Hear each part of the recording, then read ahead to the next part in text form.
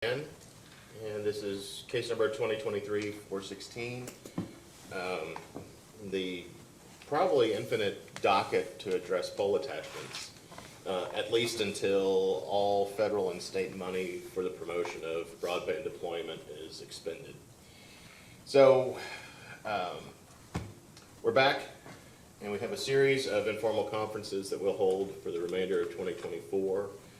The purpose of this is to, well, it's threefold. One is to work towards another emergency regulation or emergency amendments to the pole attachment regulation to be accompanied with an ordinary regulation.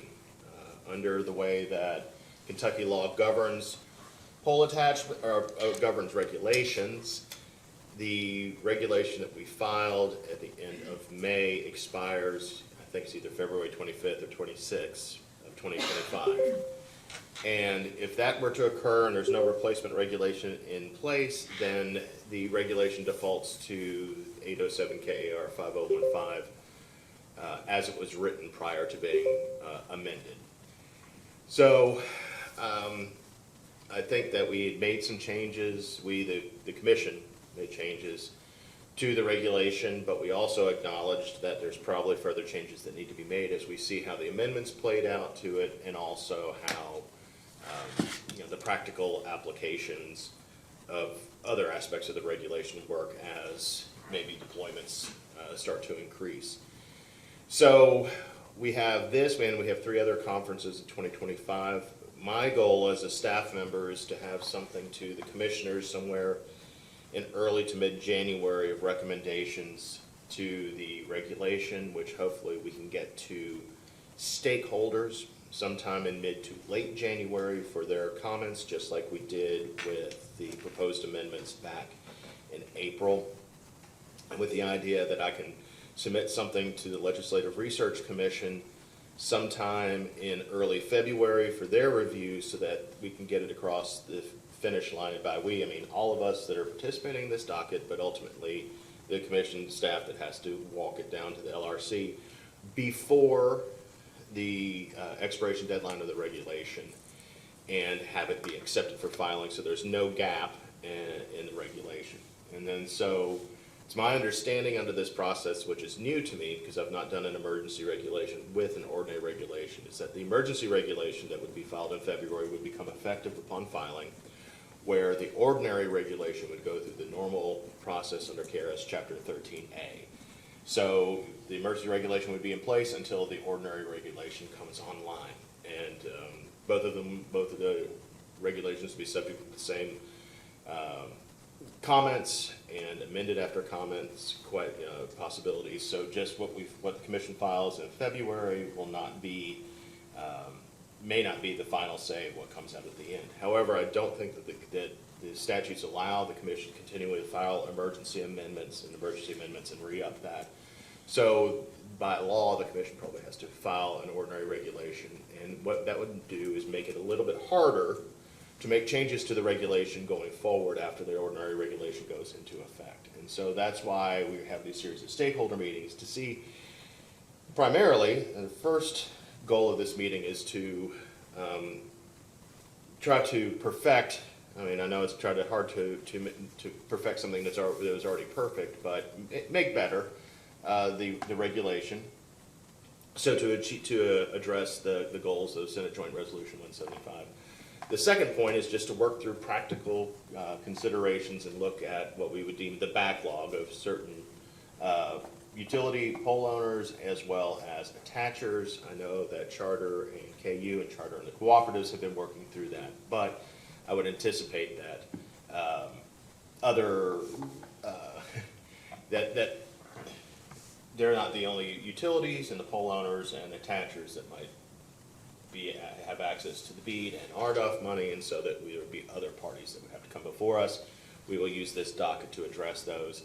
And then finally, I think Senate Joint Resolution required the commission to have a docket, which luckily we have, that basically will resolve just general disputes between carriers. I would think, though, if it's a specific dispute between, sorry, not carriers, I'm hearkening back to my old telecom days, between pole attachers and pole owners, that we can probably resolve those in a generic manner if they're just generic problems that are arising. However, if there are specific problems, they probably would have to be spun off into a separate docket under a formal complaint process. So those are in my mind, the top three goals of this docket. And as you recall, the language of Senate Joint Resolution 175 required a docket to remain open until all broadband attachments requests made pursuant to federal or state funds have been made. So welcome to this infinity docket. And so here we are. So before we start, one of the things that I would like to do is the first thing to do is to talk about some documents that have been filed into the record. Namely, documents jointly filed by Charter with KU and by Charter with the cooperatives. I really would like just to kind of talk through how to read these documents. I think I can get it through the KU one, but the one with the cooperatives, I need a little bit more explanation. Oh, and a fourth point for this docket. The commission has to make quarterly reports to the Legislative Research Commission detailing the progress that is being made for broadband attachment applications to utility poles. And so this information that KU and Charter and KU and the cooperatives has helpfully filed, it will be particularly beneficial when we start making more statistical reports to the Legislative Research Commission. We did file, the commission did enter into the record the initial report that the commission made to the LRC, and the commission will continue to do that so that we, the commission, the Royal Commission, we are transparent in all of our actions and trying to resolve all the matters, as many of the matters as we can with regard to broadband attachments. Okay, so before we start, are there any just general comments people want to make? They want to thank me for scheduling these things on a Friday with beautiful weather, anything like that? And Keeneland's open. Oh, yeah, Keeneland's open. I have to point out that the commissioners did have to sign the order, so it's not all my fault.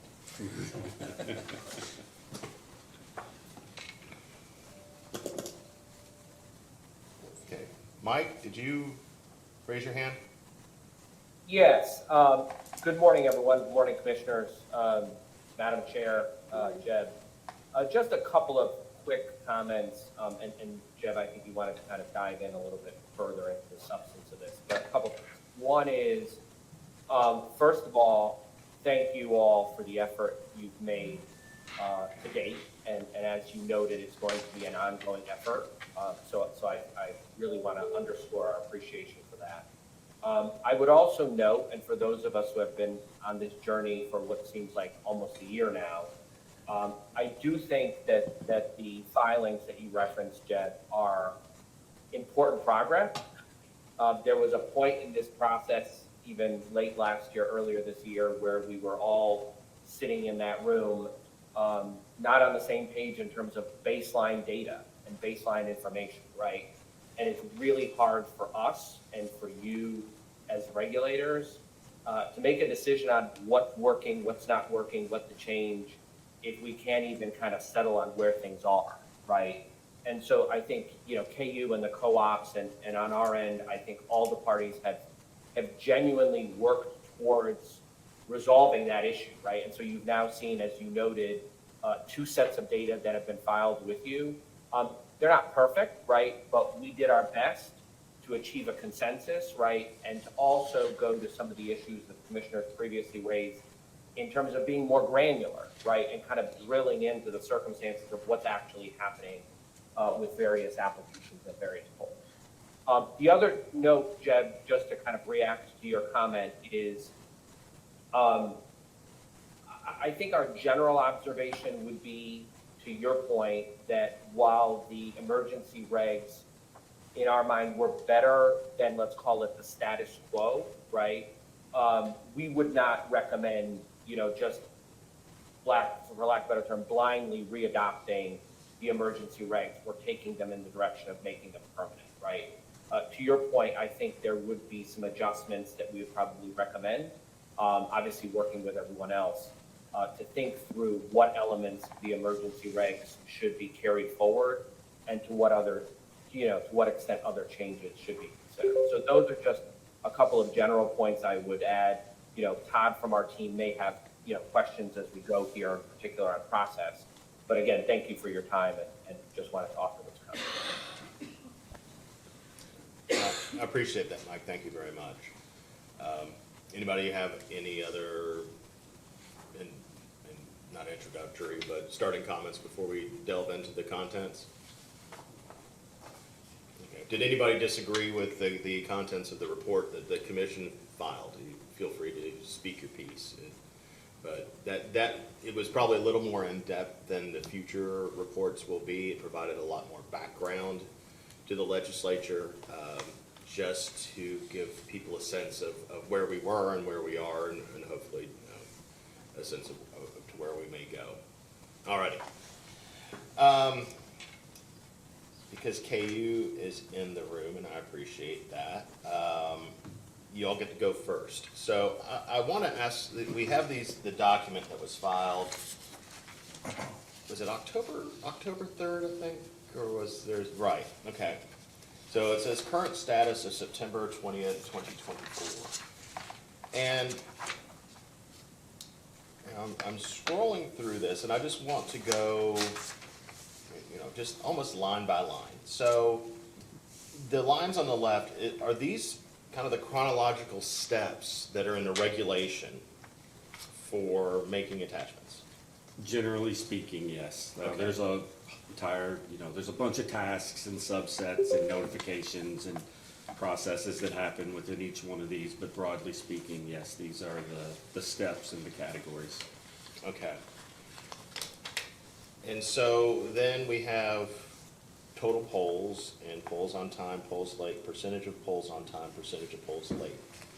So when I go to the next column, it says responsible, and I think I understand this because it's pretty clear. It says KU charter, and that lists the entity that's responsible for each step. Correct. All right. So if I were to say field survey and engineering, you have 30 days. Now, is that under the old reg, or is that the? That's under the high volume plan. Okay, so this is a pursuant to the high volume contract. Okay, all right. Thank you for reminding me about that. I appreciate that. I can go over to the right, and I can see that KU's meeting that deadline 100% of the time. So this was the snapshot. As of September 20th, just for the four corners of the document, that's what it means. Yeah, and this is a snapshot. That's not total everything that's ever been submitted. That's what's on the next chart. Okay, all right. The next chart, the next page? The next page, yes. Okay. And then, so, I'm not gonna go to the next page yet. I heard people turning. No. And then, so make ready payment 14 days, and that shows, like, for example, charter is, to the extent that there is a backlog at this stage, it is the attacher's payments late, or they just, I mean, we're operating under a high volume agreement, so it's not Right. really the regulation. But is Mike correct, I'm correct here that assuming if charter had made the make ready payment within the 14 days, then their polls percent on time would be 100%? Correct. Okay. And charter, I'm not trying to point fingers, I'm really not, but what are some reasons why a payment would be late?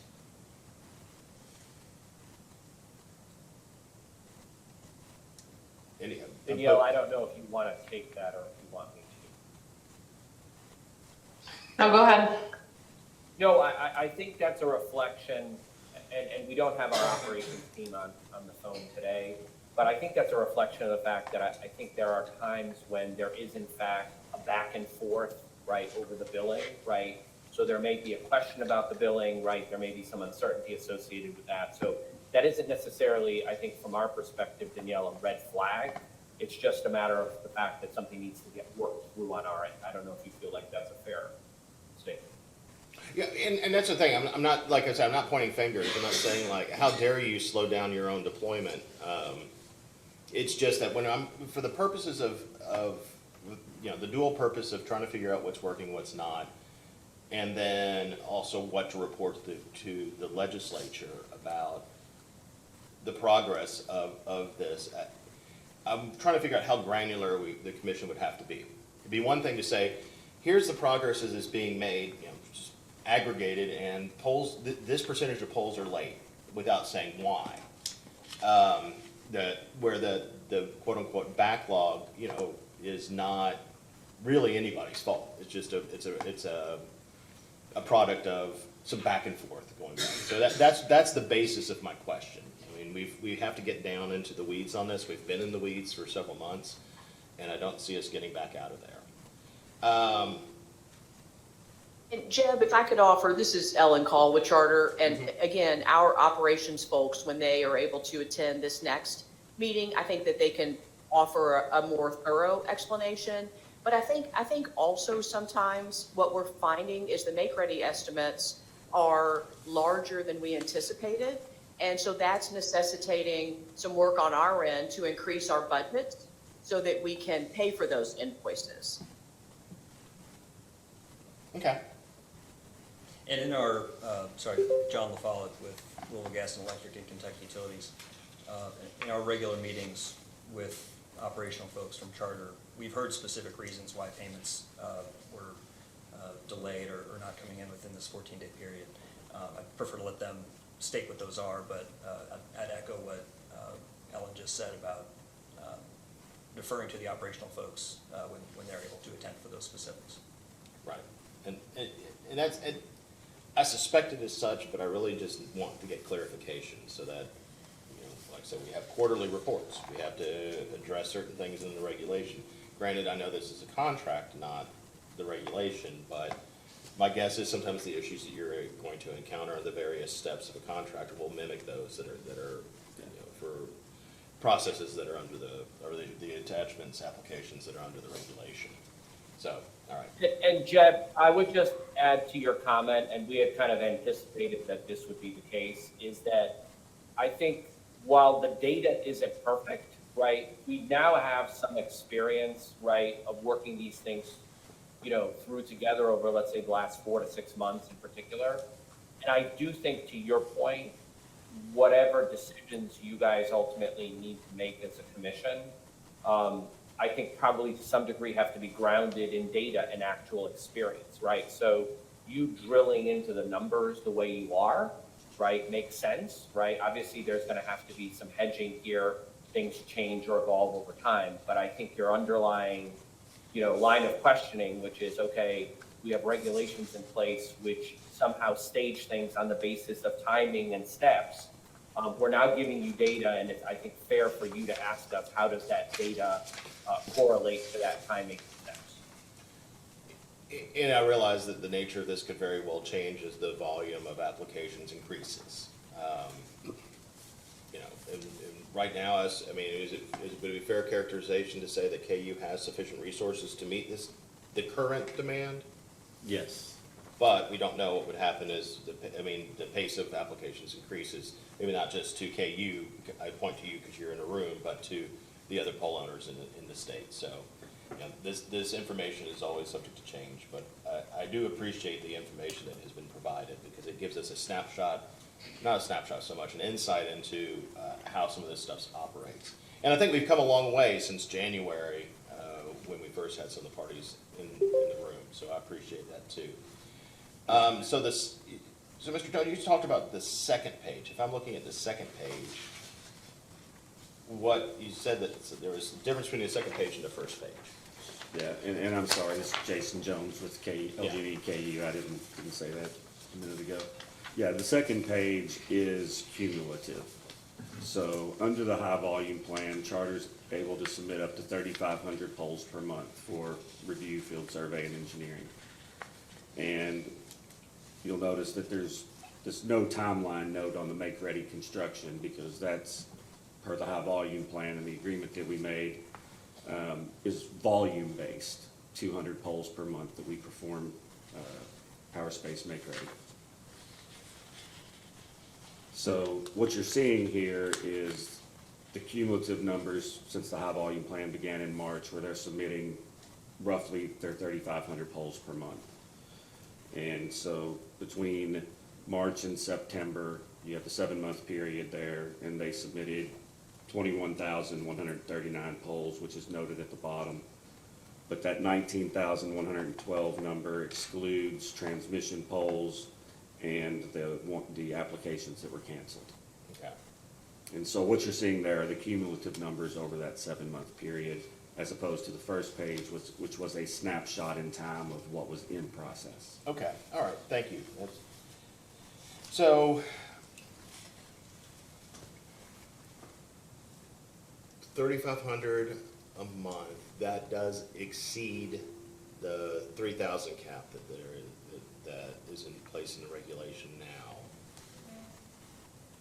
The timelines, some of them are a little bit the same, some of them are not compared to the regulation, particularly with the no timeline for make ready, but the poll limit, or the minimum polls that have to be worked. And when this was created, the limit was 1,000 poles. When Right. we created the special contract. Mhm. Yeah, that was the max, and, I mean, at 3,500, it still would be exceed Right. the emergency amendments, the threshold for the emergency amendments. So,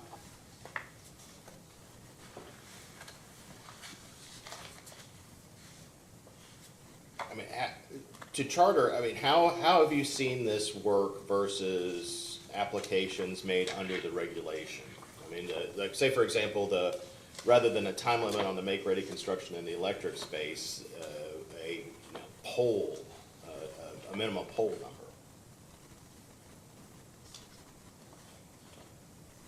number. Because, you know, in the regulation, as I recall, it's just it's a flat amount of time, well, that varies, of when the make-ready construction has to be made, with that, if I recall correctly, that 15-day increase for every 500 poles made. Is basing something on a number of poles easier to deal with versus just a flat amount of time to get the make-ready work construction completed? Or is this something that's just a one-off, a creature of necessity for the contract?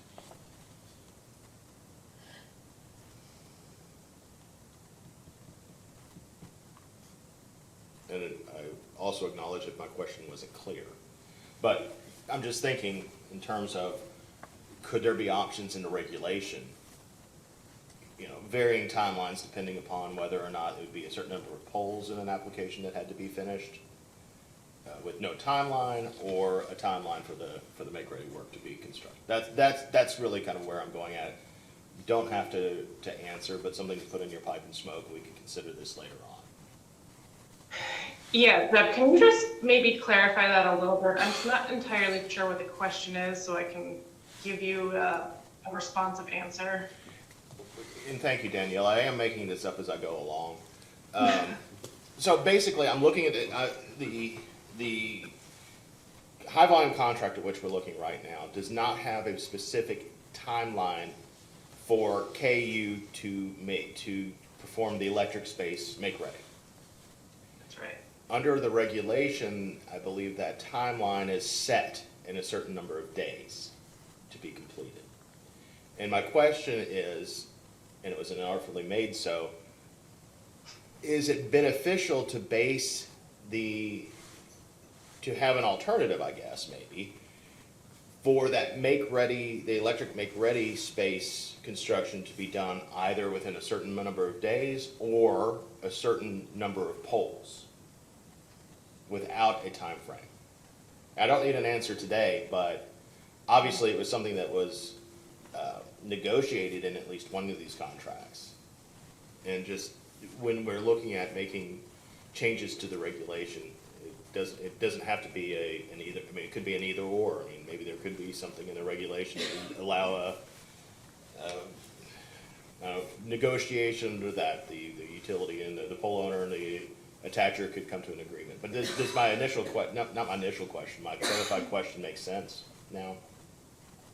Yeah, I think I understand, and I would have to go back and talk to my ops folks, but, you know, just thinking about how the regs work and the emergency regs work, right now we have the set number of polls in a certain period of time, which, you know, you could break out by month and do an average of how many that would be per month, which is essentially, you know, what we had negotiated in the high volume agreement, right? That 200 per month, I think, gives us that it would have given us that 1,000 number under the old reg. So, the high volume agreement kind of did a hybrid of that, and, the regs right now as it sits, it's a specified number. So, we can take that back as something to talk about, but that's a good question. If I could jump in, I would just say that so it's been KU and LGD's position since we started these hearings that we needed to drive more towards the high volume plans and away from the strict one-size-fits-all reg. And this is the beauty of the high volume plan right here. This is what worked in this instance for this attacher. We're currently in negotiations with 2 other attachers who they could take advantage of the emergency reg if they want, but because the high volume plan provides flexibility for them to customize, if you will, what works for them and for their deployment, they're actually preferring to look at high volume agreements. So I think the reg as it's written does account for either or. I don't think it requires new language in an emergency reg that says you can do this or you can do that. The answer is go to the high volume plan where the 2 parties can get together, put together the plan that's appropriate for that attacher. And, it's our opinion that that continues to be the best way to bring the 2 parties together, have the proper resources come to bear at the right time to meet the schedule and timeline of the attacher. So I think that the reg already addresses it as it exists. The high volume plan continues to be the best option. Your point is well taken. The regulation really is a floor. Right. And, under any tariff, a party and a utility can negotiate a special contract, subject to commission approval, or acceptance. So, well, all right, you may have made anything, making any amendments possibly easier, but, we'll see. I mean, Jeb, the only thing I would add to that, and Danielle, you may want to elaborate on this, and again, I don't want to make a comment that implies that what's happening right now with KU isn't going well. But I think our general view, and this was, I think, reflected in comments that we've made in the past, is that the regulations should be set a certain way, and we should minimize kind of the need to do agreements independent of the regulations, right? And so I understand there's some tension between us and the poll owners in that space, but even though this high volume agreement is working, that is kind of not our preference in terms of how these things get managed. And I don't know, Danielle, if you want to add to that. Yeah, right. I mean, the preference is obviously to have a reg that we can all follow and get our work done under without having to negotiate these one-off agreements every time. And, to the points made earlier, the high volume agreement is right now, yes, more than what the emergency regs call for, right? Which is why we have it. But anything less than that, we shouldn't have to create a special agreement for. We should all just be able to use the regs for it. And if I could, just one more quick thing to answer your question, I think the original question about the no timeline. One of the reasons for that is because this particular build is sprawling, if you will, across our service territory, which spans, we touch, I think, 80 of 120 of the counties in Kentucky. And if we were doing this pole by pole as it was submitted in order, it wouldn't be practical from a construction perspective. It doesn't make any sense for me to run crews from one end of the state to the other, just trying to chase a timeline.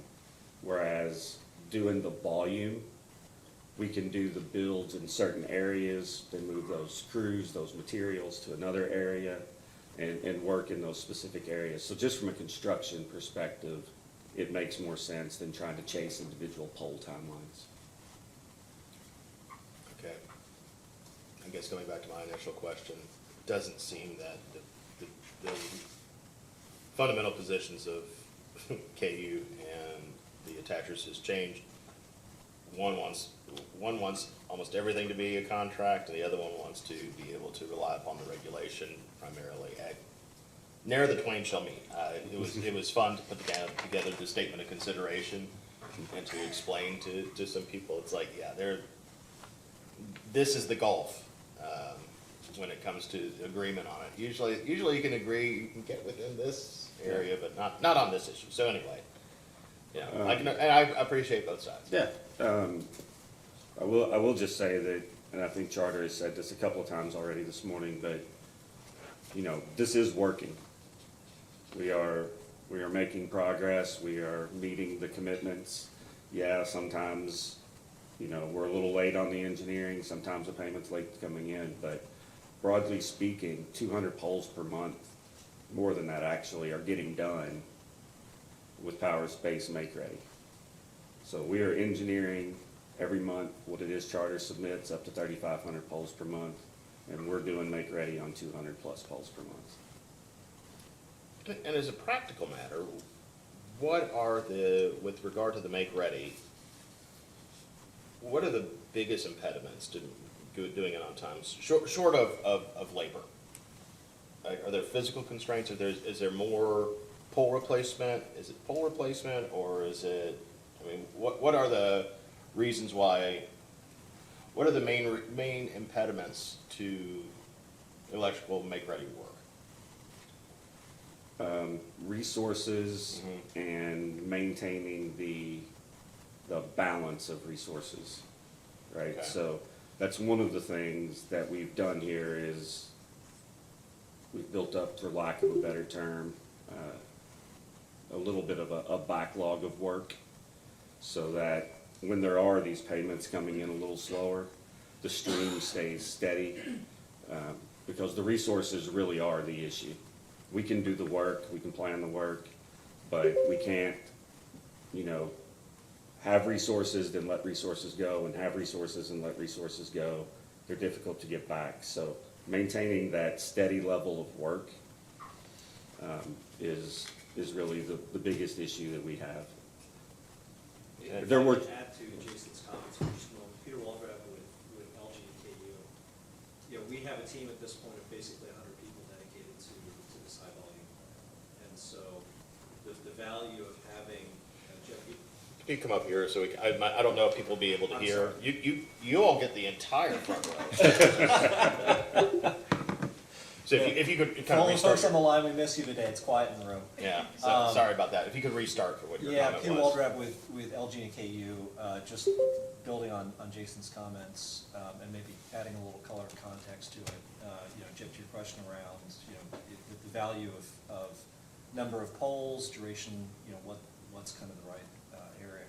The value of what's been successful with the high volume plan is, as Jason noted, we can keep roughly 100 individuals dedicated to this program with Charter. So between line workers and project management personnel, engineering personnel, we know that we're going to be working on 3,500 polls a month.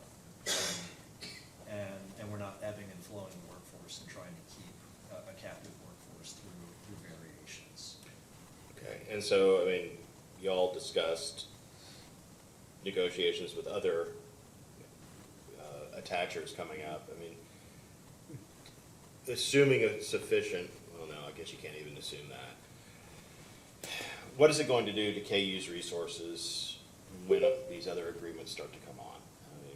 I mean, you're performing, it looks like everybody's performing well under the high volume plan, but what is it going to do? Will it constrain KU's ability to meet the deadlines of other places, or you just have to get more resources? We just have to get more resources. It just becomes managing a bigger project, if you will. It's the same work. We're working with multiple engineering companies. We're working with multiple construction companies. Our internal folks are handling material. That may put a little strain on them. We may have to figure that out. But in general, for us, it's just supplementing and adding to the workforce. Okay. And how much of the make-ready work is pole replacement? Because I know that's the one, that takes a little bit longer than moving things around, you know?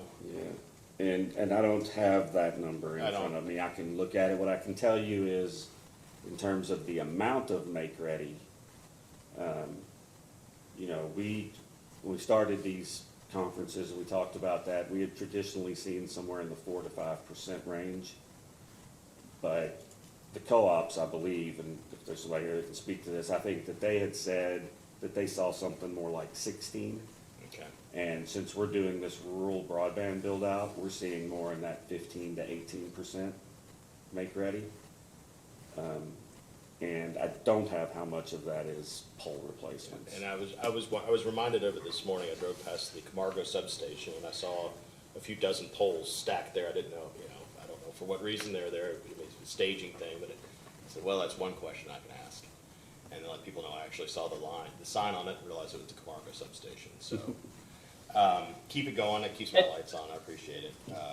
And Jeb, to your point on pole replacement, that actually has been a discussion point we've had with our operations team, and we can certainly follow up, on that data point. As was mentioned, to the extent we're going into areas, right, that are more rural, right? You've got a scenario where the existing network is more challenged, and so that percentage of pole replacement inevitably goes up.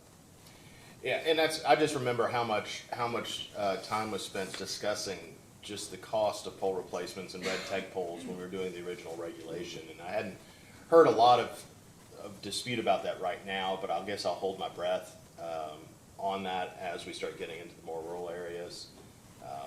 In some of my forays in eastern Kentucky, you can see a lot of poles that certainly do need replacing, probably just as a matter of course. I don't, no names mentioned because I really don't know who owns those poles, so I'm not wagging a finger at anybody. But so I'll just come back to that. That might be something, you know what, if you don't mind, maybe include that information.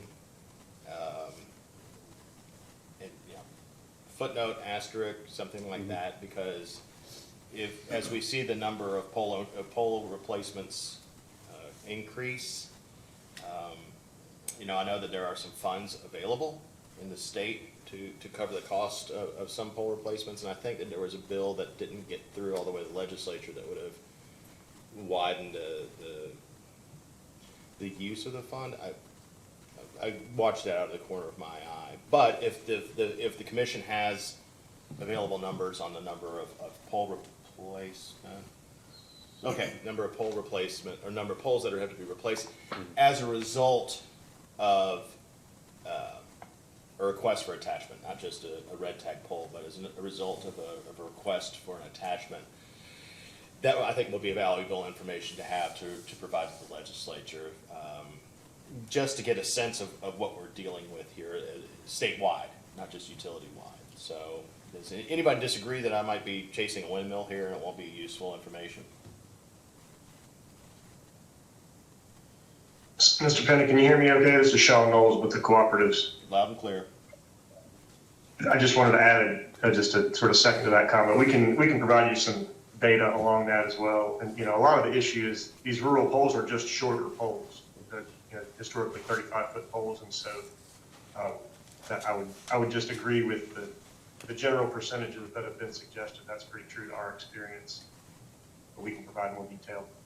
Well, and then for those poles, it is a matter of space or a matter of clearance or just yes.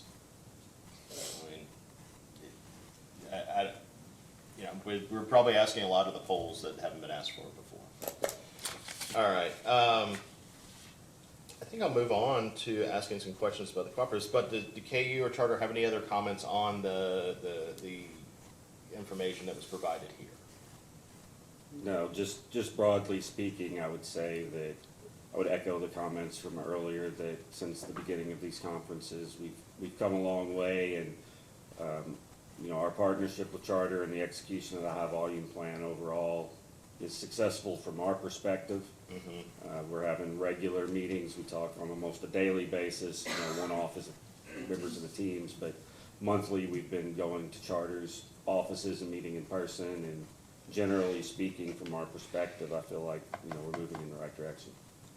And, and I think looking at KU's map, where KU serves, even though you might get into some rural areas, you still serve a lot of, not, for lack of a better word, developed areas, mm-hmm. Downtown towns and suburbs and like that of many of the towns. And so you all might not be the best representative of what happens when you get into the hills and the hollers, and when that rollout really starts to happen. I think maybe Kentucky Power, so the cooperatives might be for that. But, I mean, not to say you do not have your challenges in your service territory, not to say that at all, but just looking at the map, I can see the little squiggly lines from town to town in eastern Kentucky, usually following a little bit flatter terrain. So, all right, so, do we have some people online for the cooperatives, that can answer some of these questions? I know we may not have from each individual, RACC, but Mr. Knowles, my guess is you're familiar with a lot of this information. And, first I want to clarify, what I'm looking at here, are these numbers of attachments and applications that are processed under the regulation and not under a separate agreement? I don't recall any agreements coming into the commission to be approved. Mr. Finney, is that specific to the cooperatives? Yeah, it is. That's correct, yes. I'm not aware of any special contracts in place. Okay, all right. I didn't think so. I mean, a lot goes on at the commission without my knowledge, but I think I would have kept an eye out for an agreement that would come in on something like this. Okay, so these are not all the cooperatives in the state, or are they? If I scroll down, it's just one page. So first of all, why were these cooperatives the ones that were included in the report to the commission? Jeb, this is Todd Osterloh with KBCA. My apologies, I'm out of state and my broadband is not sufficient to put video on. But just to respond to your question, I think this reflects Charter's interactions with a handful of the RECCs out there, and I think they're the most impactful of what we've had up to date. And so that's the information that we wanted to provide to the commission. Okay. All right. I just trying to get a sense of the information at which I'm looking, the context of it all. So when I'm looking at this, and this is a joint submission. Is this a joint submission? I think it was. Okay. It was certainly a collaboration. I mean, whether we technically filed it ourselves, but we That's collaborated. yeah. That's all I needed to know, Mr. Ostler. Yep. So very, very top, not submitted. Is that what Charter intends to file within a period of time, or have they given notice to the utility that these applications are coming in, or what? What does that top number, the top bar, represent? Admittedly, I don't know the answer to that. I don't know if Sean, if you know, or Danielle, Mike. It seems to be slated on the attacher. It says pre-draft, not submitted, but just certain numbers. I suspect it's just what might be. Yeah, admittedly, I don't know. We may have to follow up with you since our ops team wasn't available for this call That's today. okay. Just the next time around. Yeah, if I could just add, I think those are, again, as has been said, we work together to sort of tie these numbers down, which I think was a productive exercise, and everybody benefited from that. I think these may have been polls that were identified as in a different status and moved to pre-draft, but I think that may be how those particular polls arrived in that status, just as a sort of product of the reconciliation, if that makes sense. Okay. And so the next stage would say review, and then review overdue, and then application review. What's the difference between? Does that indicate that it's review overdue? I can understand something is late, but application review, does that mean it's late, or this is just the status of the application when this was filed?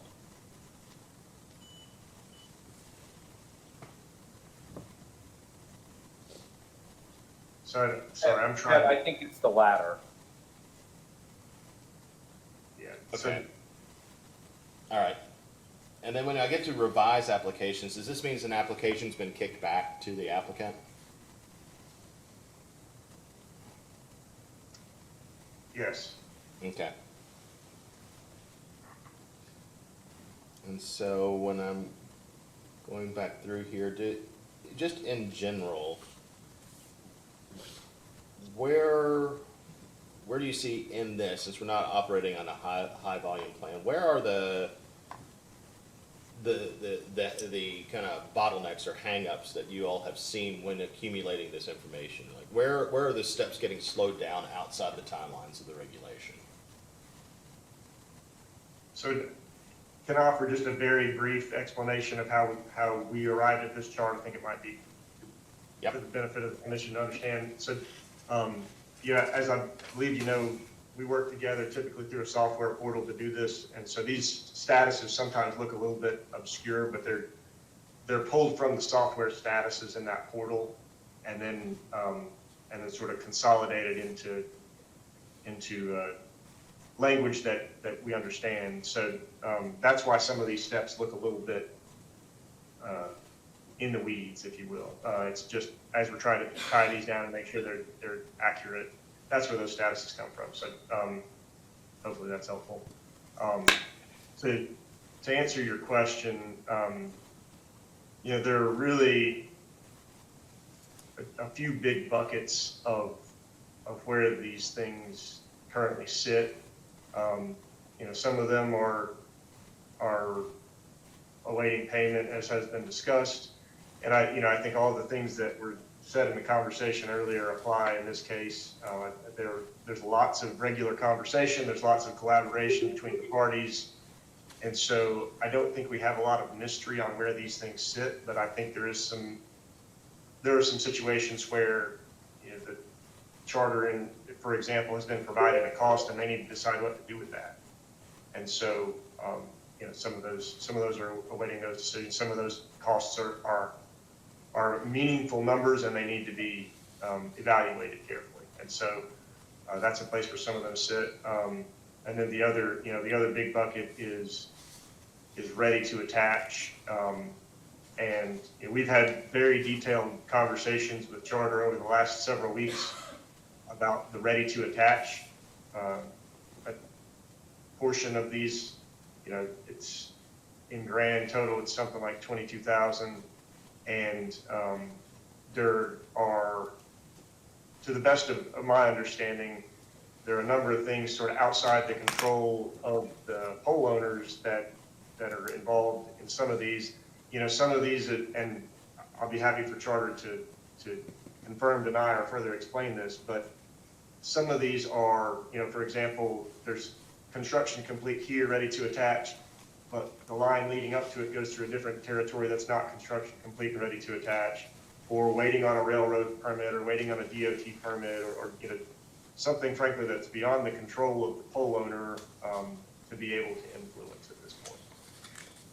I would add to that, and again, at the next meeting, I think, Jeb, it'd be helpful for our ops team to kind of talk that through.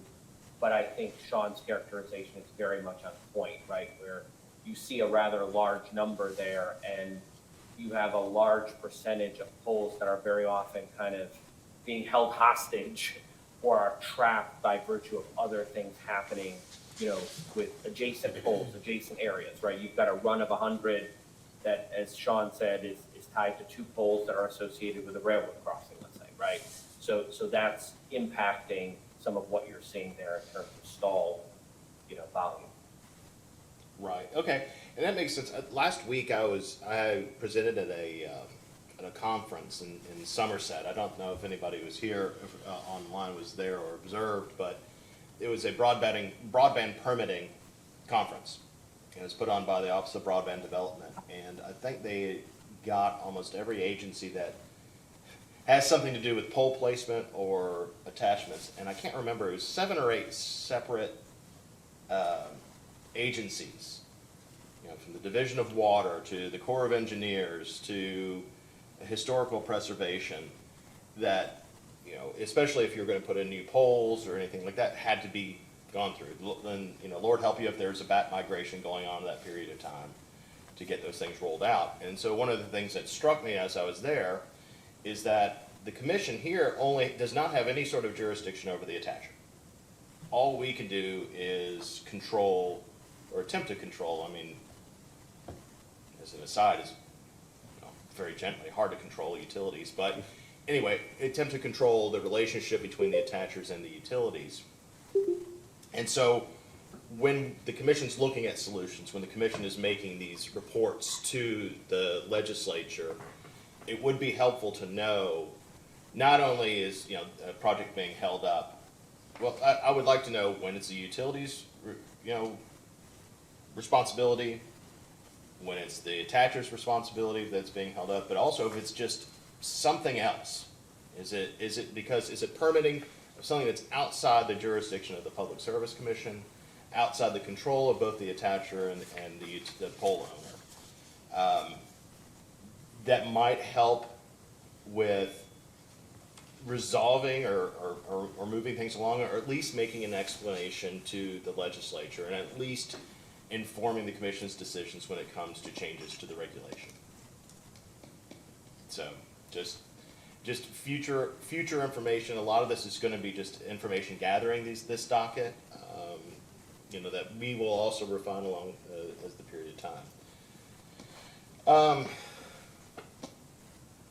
So going back to the sheet here, I can understand a lot of it, but one of them I see approved dash no direct match down under construction. What does that mean to me? Mr. Penn, if you don't mind, let me take that as a follow-up and get you an answer on that. I need to get with my software team and find out a good explanation of what that term And that's means. good. And, It's gonna come from as we go along and we start to understand, and we might become more familiar with the language as it is, but I'm just trying to work through this. And then, And Jeb, I would just add to Sean's comment, I think what we gave you, one could argue, is perhaps more granular than you ever wanted, right? But I think the objective was to share something with you that I think in particular, when we had the meetings earlier this year, the commission appropriately kind of drilled into, in a very specific way, steps in the process, right? And was trying, to your earlier point, to kind of understand exactly where the problems were. So some of what you're seeing in this document is highly granular.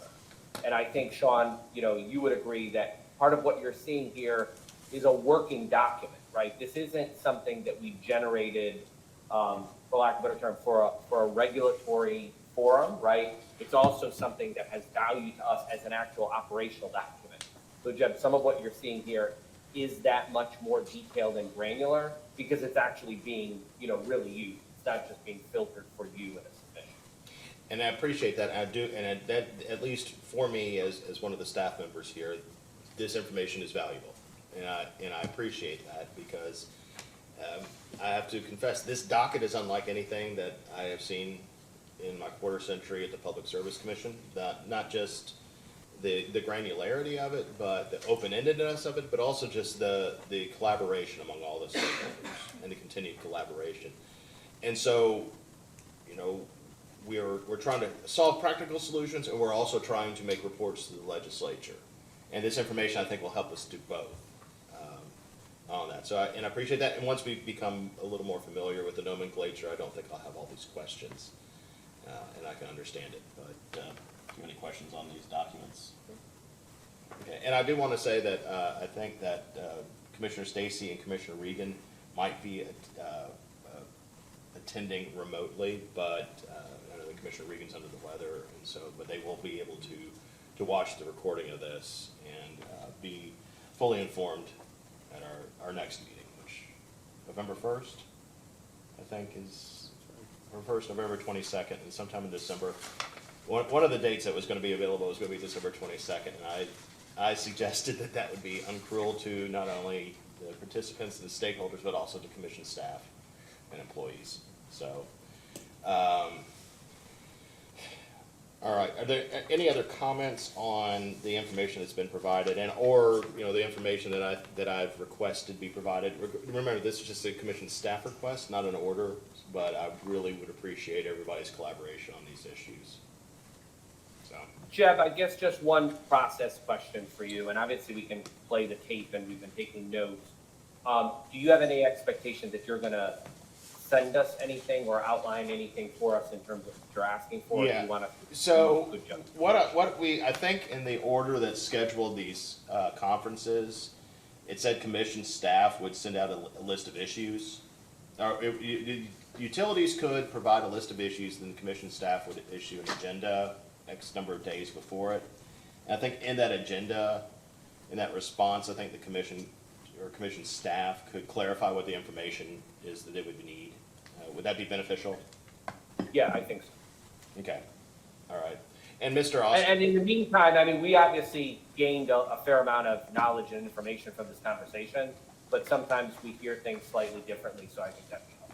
Well, and I also acknowledge that this is my job, but you all have many other things to do in your life too, in response to your job. So I'm focused on this, and I think almost a lot of my time is spent on pole attachments. And so I'll endeavor to give you more lead time in terms of what information that I'm looking for to pass on. So I'll make a note of that, and I'll follow up. I'll tell you this. I'll follow up with a commission staff notice next week of the information that I was looking for. That way, when you follow a list of issues, it'll help you inform that. All right. That should be easier and fairer. Let me make a note.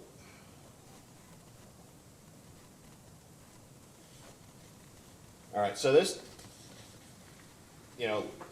I know that we talk about charter as the attacher, but there have to be other attachers out there, are there not?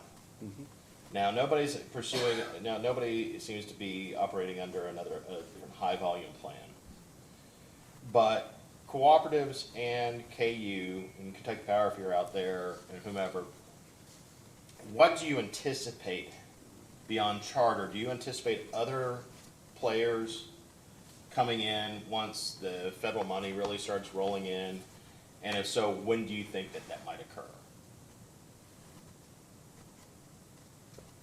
Mr. Jones, you talked about some of the other. Yeah, I can tell you, we have two attachers right now that are contemplating, that we've been talking to about potential high volume plans. Other than that, most of our attachers are more what I would refer to as business as usual. We have one attacher. Since the emergency reg went into effect, we submitted 354 polls in 1 month, and that's been the max. Okay. So we really aren't seeing a lot of other large deployments and attachers leveraging the reg or submitting the 3,000 polls per month. Okay. I mean, and I guess I'm just trying to anticipate, nothing ever stays the same. That's right. Right now it seems like, the high volume plan, it looks to be all right. And looking at these numbers with the cooperatives, maybe the regulation's doing okay, but that's just, we always talk about these snapshots that we're taking a look at. I'm just trying to think like what's on the horizon, what can't we anticipate, or what can we reasonably anticipate with regard to volume. And, once it starts to go out, you're dealing with a limited pool of resources, so. Yeah. Well, and you're exactly right. That's the challenge, which is, again, while we prefer the high volume plan because it gives some certainty to that, as the pole owner, we don't know what companies, all attachers, that potential universe of attachers, when they might show up and submit 3,000 polls this month. That's really up to them and their business and their business models. So we don't have foresight into those plans. And Right. So You that, don't have to be staffed for them. right. Yeah. And So- Jed, this is Ellen Call with Charter. If I could just offer just a little bit of perspective of what is probably coming down the road for all of us. So, this increased volume in pole attachment activity that we've all experienced, this is coming mostly as a result of the Kentucky State Grant Program, round one or actually just round one so far. And that program has distributed about $300 million to providers to work in partnership to do this rural build out. So that's $300 million of activity that we're seeing in the system right now or close to it. What we have right around the corner is $1.1 billion in BEAD grants that will be, distributed over the course of the next, year and a half. So there's a lot more coming down the road, if that's helpful perspective. Right. And what's the timeline for when you hear about those awards? I mean, is there a date that you expect the money to be available? Well, so the last thing we've heard from the broadband office is they're going to probably do the first round no earlier than November of this year, but possibly starting in January. And I believe that they have to disperse all that money by next summer, perhaps. I think they have a year to disperse it, but then the build timelines are longer. But there's going to be a longer runway for that body of work. Okay, well, and that is helpful to know, just because, sorry, I've lost my train of thought a little bit, but Just the lag time. yeah, between when the just money arrives, the lag time and the when, applications. right, so when things hit, because one of the things that I was thinking about here is that Mr. Jones said, somebody could be lurking out there with an application of 2,999 polls in a month. Under the regulation, I mean, they can just file that, correct? Is there any I can't remember, is there any lead time for an application? I think there's a notice period. When Notice you get to a period. certain number, and I Well, can't for a remember what that contract, I is know off it's a the top of my 90-day, head. I mean, for a Yeah. high volume, I think we amended it to 90-day notice period. I believe it's a 60-day notice. I think you're right. That's what I was looking for. Okay. Yeah, and I just can't remember, I apologize for not remembering that, but 60-day, would it be beneficial to knock that out a little bit more, so that, especially if I don't know if we messed with, sorry, messed is not the proper word, if we amended the 60-day timeline for the notice period, but we did increase the number of polls that could be filed in that application without having to do the contract. Would it be beneficial to, when we're looking at the regulations, increase that notice period a little bit, maybe another 75 days? Or, More notice is always better for us. The more all right, so the for, more opportunity we have to plan, the Right. better we can execute. right, but for the attacher, what are the downsides for a normal application, not the special contract, but for an attacher, what are the downsides for an increased notice period for what I would deem a normal volume application?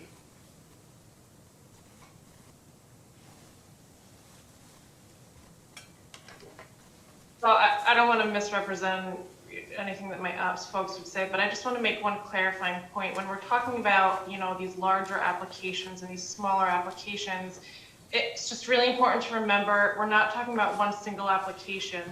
If we get up to 3,000 polls, that could be 300 applications that contain, 100 polls each. So it might, sometimes there might not be the intent to submit more than 3,000. Maybe we get to 3,005.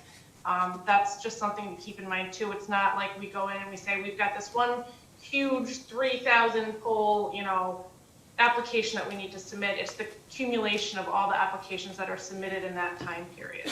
Right, and I do apologize, I understand that, I was speaking a little too broadly. So let's just say, when I say application, I assume that it's like an aggregate within the month.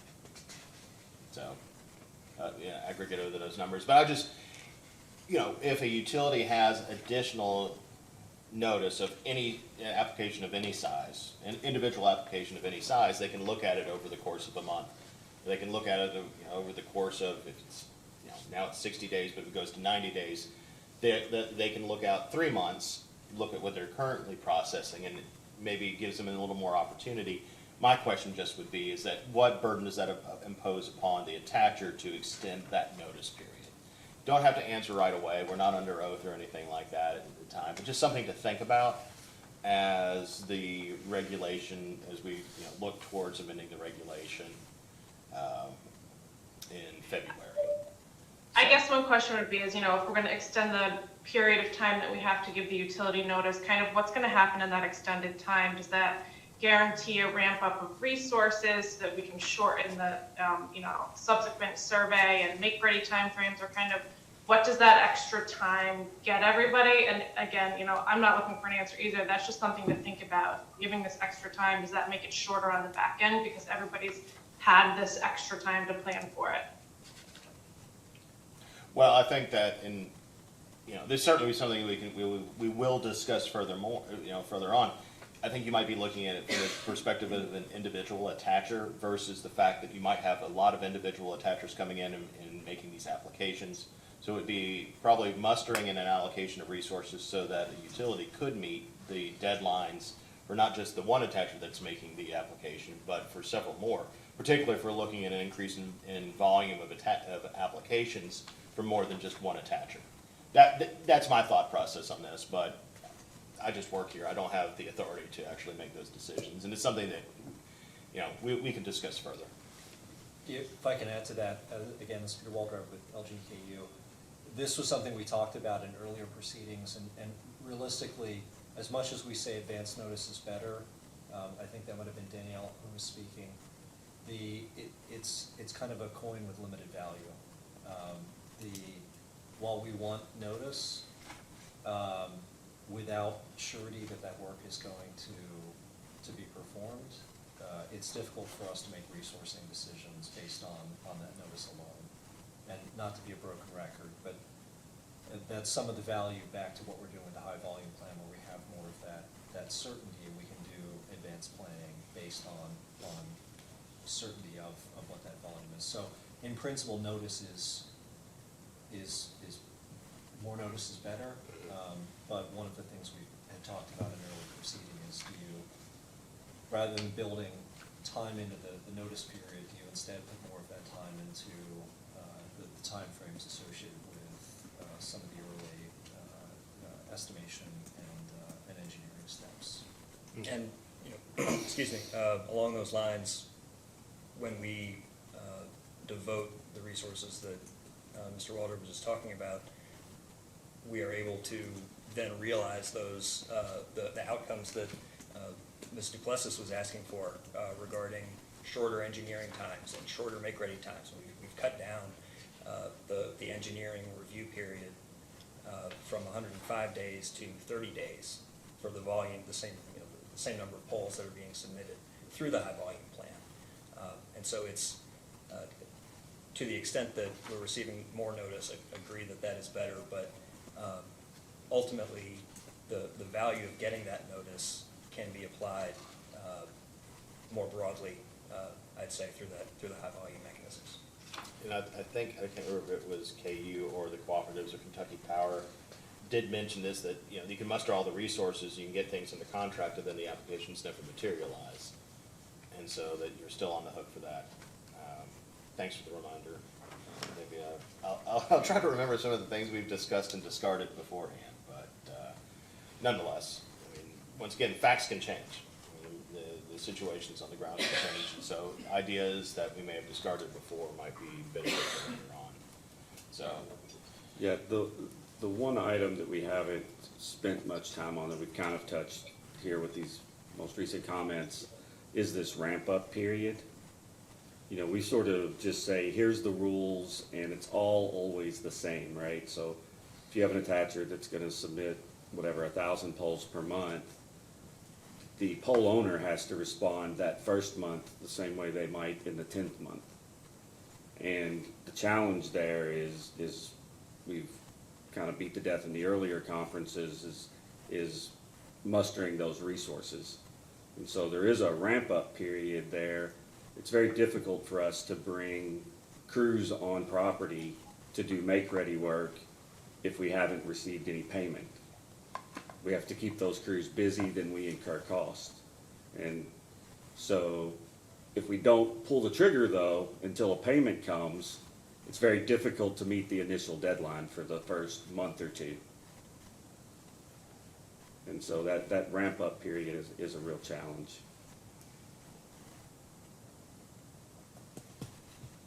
okay. And it was 60 days, I finally found it, the notice. No. I like to ask engineers to do legal work. Thank you, I appreciate that. I'm not an engineer or a lawyer, so. Well, I'm sorry if I insulted you either way.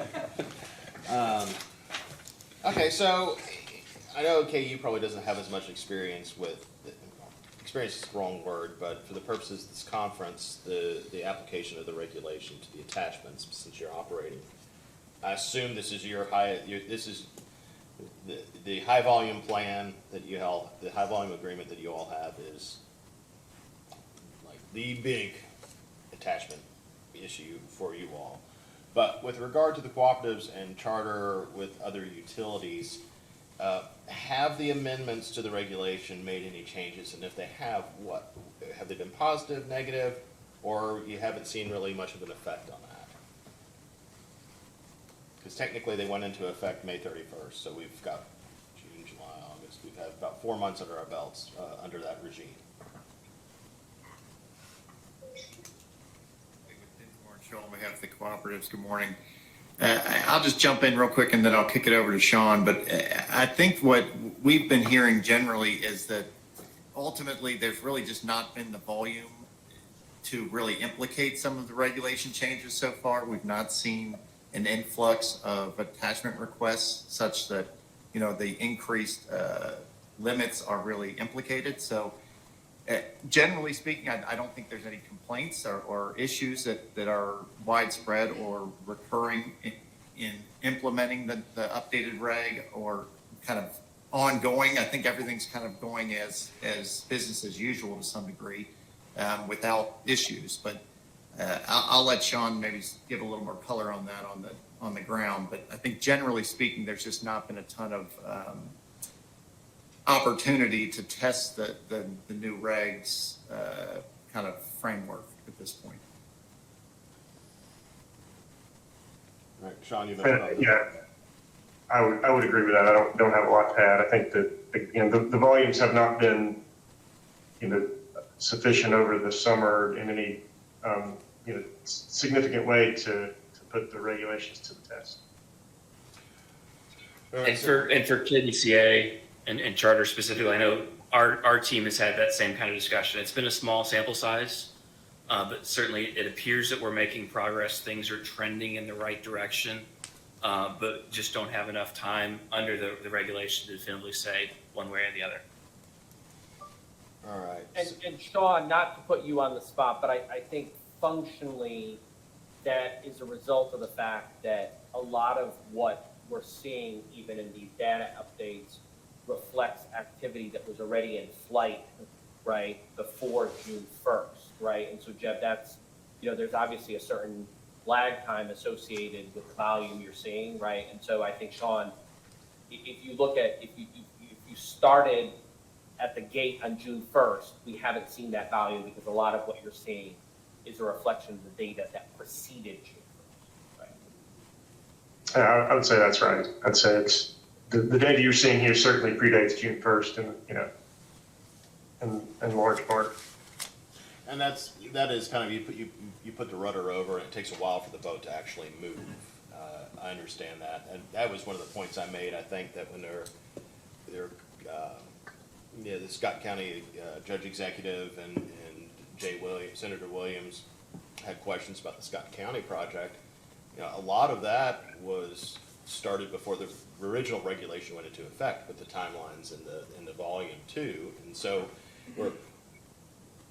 we made some amendments to the regulations because the Senate requested it, and we're going to make further ones. And you're just wondering if the regulations are kind of like one little crisis behind. We're not dealing with what's really looking forward. We're reacting to information that we're getting that's just a few months old. And so that's why I'm asking about, you know, what's on the horizon. Are there certain things that we need to anticipate?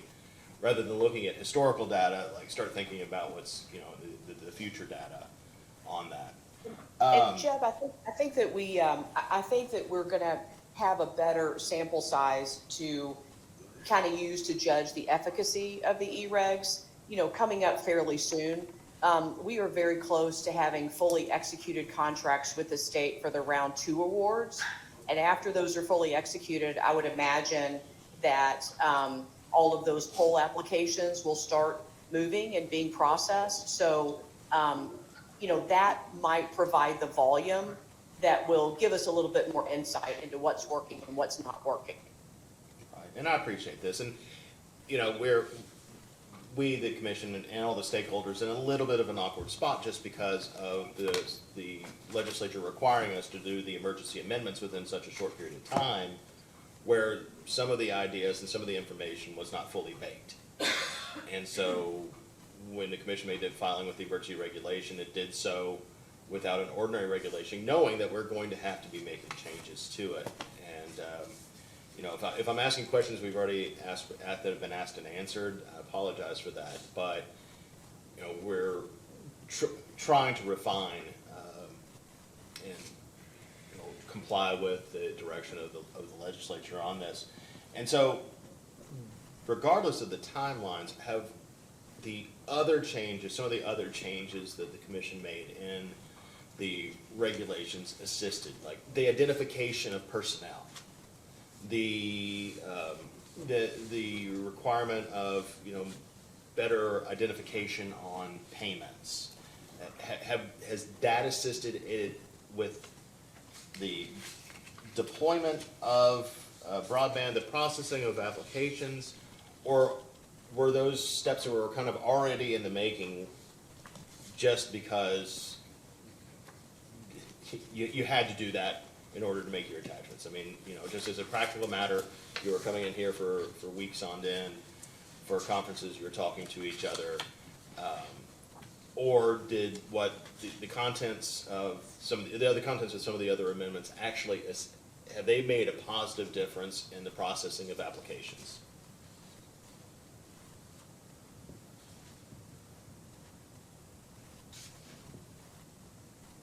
Has there been any change? I mean, Jeff, I think from our perspective, KBCA and charter, any time that we have more clarity and have something in writing helps us know how to proceed. So I think on that front alone, it's beneficial. Okay. I mean, Jeb, you're asking, I think there's a lot in that question, right, that we are quite frankly trying to decipher ourselves, right? Which is, I don't think, as we sit here today, I don't think if you ask me, tell me the 3 things are working, tell me the 3 things that are not working, I don't have that list in front of me, right? I think we're still trying to kind of process that and quite frankly inform that not based on some, philosophical view of the world, but what's actually happening on the ground, right? And so we've been having those conversations internally with our field ops folks. They weren't able to join today, right? To try and cull through, again, this isn't kind of what you want. It's a question of what's working and what isn't working and what you would change. And I would also say it's a little, I don't want to use the word messy, but it's a little challenging to kind of draw a hard line, Jeb, on June 1st and say, here was the world before June 1st, here was the world after June 1st. Because I think the commission and all the parties on the line today deserve a lot of credit because there was a lot of momentum going into June 1st, right? There was a lot that was happening because of the meetings that you guys scheduled and everything that was happening that happened before June 1st. And so that's part of what we're struggling with in a good way, to kind of understand, okay, what came out of what was already happening pre-June 1st that was kind of in flight versus what actually materially changed and improved based on the emergency. Yeah, you said it better than I'd asked the question. I guess is, with the emergency amendments, what did the commission kind of incorporate some of the work that had been accomplished at the previous conferences, and then with with respect to some of the other amendments, have they been of any benefit? And that's, I guess the proof is always in the pudding, and we just don't have. I think Ms. Call said that we'll have a better idea once the round 2 Kentucky grants come through and the applications pursuant to that. We're just operating on a timeline of 270 days from when we filed the emergency regulation in late February, and so I don't want to catch stakeholders of the commission or the LRC at the very last minute with last-minute emergency amendments in an ordinary regulation, and that's why I'm asking these questions right now. And I may ask these same questions in, 3 weeks or 6 weeks because maybe things have changed on that. So I remember one of the things that was a little controversial was the reprioritization of applications. As Charter, have you taken advantage of that provision yet? And if so, to what effect? And realizing your operational people aren't here, so that might be a question to answer later on. Danielle, I know that was an important issue to us in the context of the emergency reg. I don't know to what extent, that's been in play. So I know it was an important issue to us at that time. Yeah. Okay. And for LG&E and KU's part, I'm not aware of any reprioritizations that have taken place pursuant to the reg. There have been informal requests here and there after the application has already been reviewed for completeness, but nothing pursuant to the regulation. And I think excuse me, I think what we see mostly is outside of the reg. We get requests to prioritize construction, That's right. which the reg, I believe, deals with reprioritizing during the survey and engineering period. Right, yeah. And for the purposes of timelines, I Right. think that's the reprioritization. But, I mean, does that practically give you any concerns? If an attacher's like, no, please go work on this, it kind of, not this, maybe if it makes you miss a deadline for these polls, but not the polls that they want you to work on, they're probably not gonna complain. Well, Maybe. from my perspective, it's always more difficult if you're playing whack-a-mole, right? If I'm always chasing the Welcome next. to utility regulation. The but next I mean, priority, yeah. If you're constantly reprioritizing, it makes it more challenging.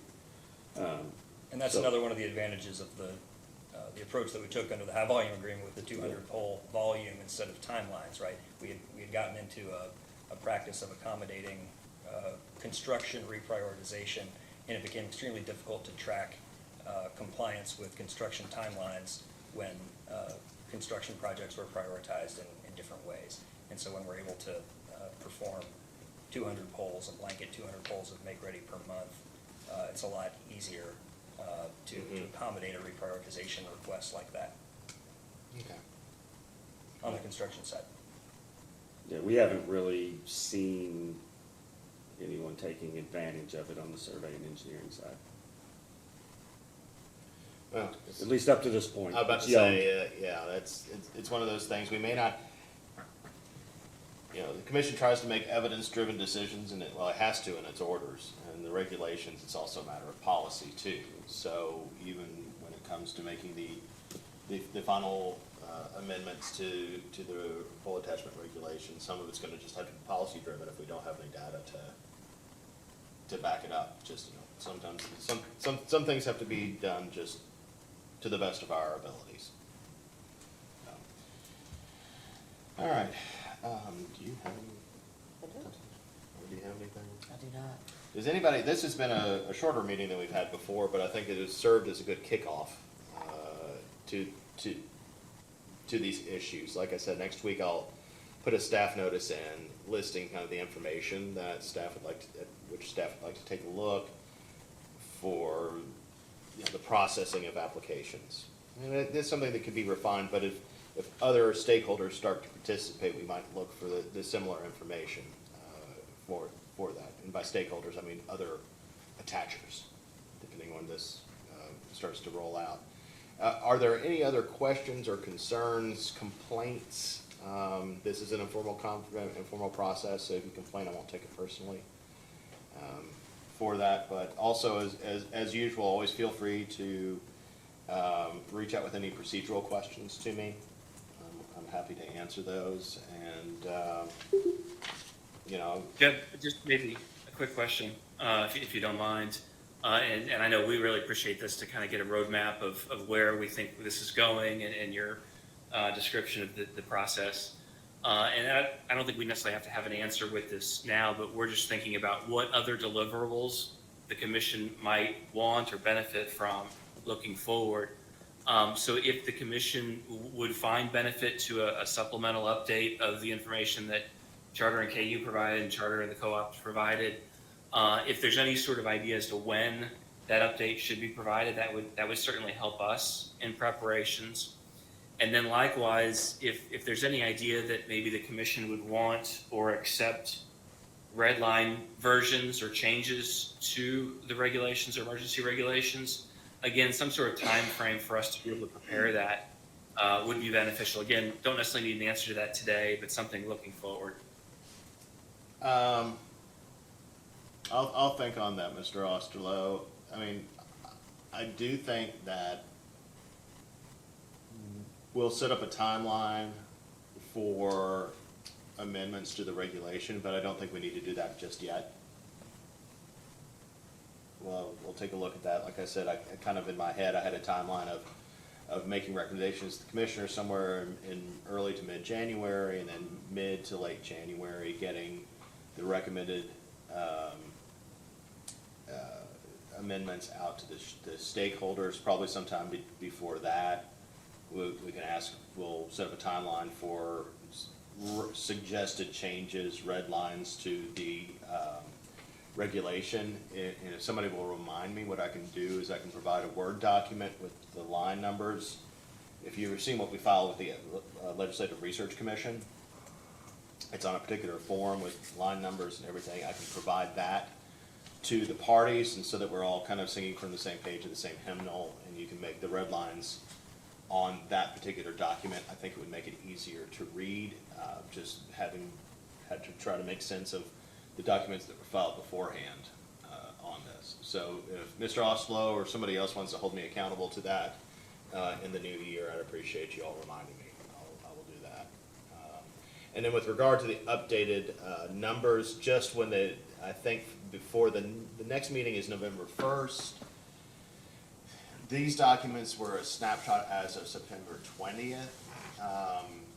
If the poll owners and the attachers want to get together, and if they can provide similar information prior to the November 1st informal conference, it would make me happy.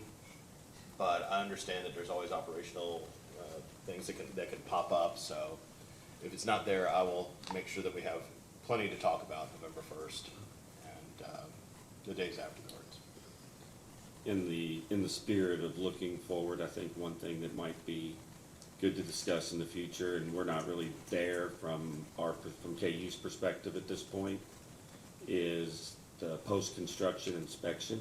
Mm-hmm. We're just now starting to get to the point where Charter's building stuff, and we're going to look at it. I think our chart, we only had, it was some really small number, a couple hundred poles maybe, that we had done inspection on.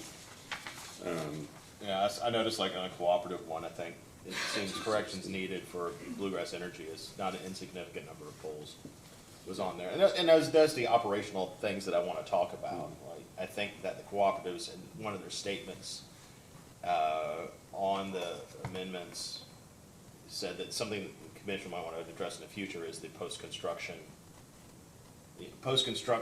inspection and also post-attachment payment. You know, and those are some of the issues that we'll discuss, but I'll put those on an issues list to discuss. But one thing I do want to stress is that, and Ellen or Ms. Calls did say that she would be able to, or we might be able to get a better idea of things. It's just that what volume of applications do we anticipate over the next year or two?